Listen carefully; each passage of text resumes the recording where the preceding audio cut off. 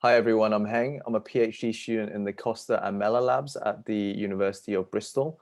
I'll be talking to you about a joint project I've been working on with my colleague Will Greedy, which draws inspiration from adaptive optimization methods. Some examples of these methods include ADAGRAD, RMS prop, and ADAM, which you may be familiar with. This project focuses on how neuromodulatory systems, in particular the cholinergic system, can implement these methods to allow for adaptive learning, and we investigate this using a cortical microcircuit model. The reason we specifically look at the cholinergic system is because it's known to play an important role in controlling the rate of learning, but the mechanism behind this is not fully understood.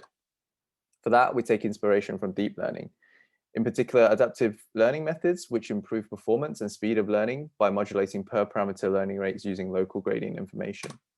We incorporate these ideas into our framework for the cholinergic system, which acts as an adaptive learning system that modulates synaptic updates derived from a backprop-like credit assignment mechanism in cortical microcircuits.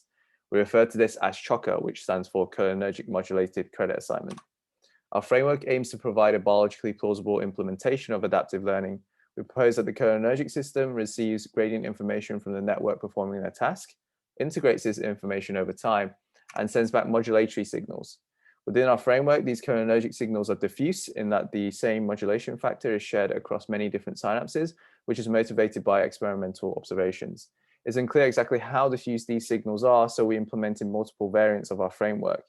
Here we show the most specific level, the neuron level, where each box represents a distinct modulatory signal that's applied to the changes for all synapses of that neuron.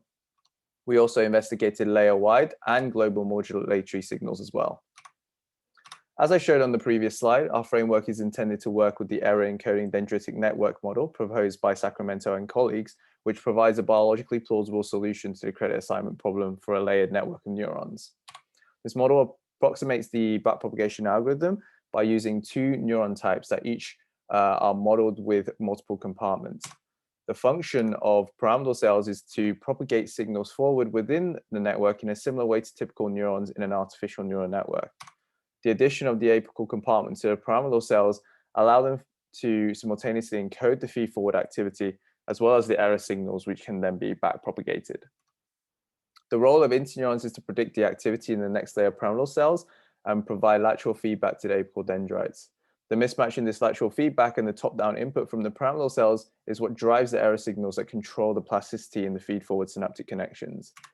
Our framework interacts with this model by modulating the changes to the feed-forward and interneuron synaptic weights. Here is the plasticity rule for the feed-forward weights, which we've modified to include our modulation term M. We chose to model the cholinergic system based on two well-known adaptive methods, ADAGRAD, a simple integrator of gradient information, and RMS prop, which additionally includes a decay term. To evaluate our adaptive methods at different levels of modulation, we used the MNIS and FMNIS pattern recognition tasks. In the figure legend, we refer to the different levels of modulation with a prefix of S for synapse, N for neuron, L for layer, and F for full network. Our results show that adaptive methods with coarser grain modulation are often capable of achieving comparable performance to their synapse level counterparts. And with the exception of full network ADAGRAD, the adaptive methods all performed better than SGD. This suggests that synaptic specific modulation is not necessary for adaptive learning methods to perform well. In our second set of experiments, we investigated the impact of removing the effect of their modulatory signals on the interneuron weight changes in order to understand its importance for improving performance. Here, the plots show the change in performance for the same methods after this modulation is removed.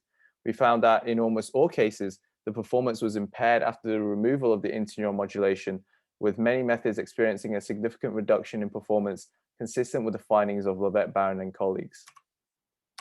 In conclusion, we propose the cholinergic system modulates synaptic credit assignment throughout the brain akin to adaptive learning algorithms. We show that diffuse modulatory signals are capable of achieving similar learning performance compared to synapse-specific modulation. We show that cholinergic modulation of somatostatin interneurons, in addition to pyramidal cells, is important for learning.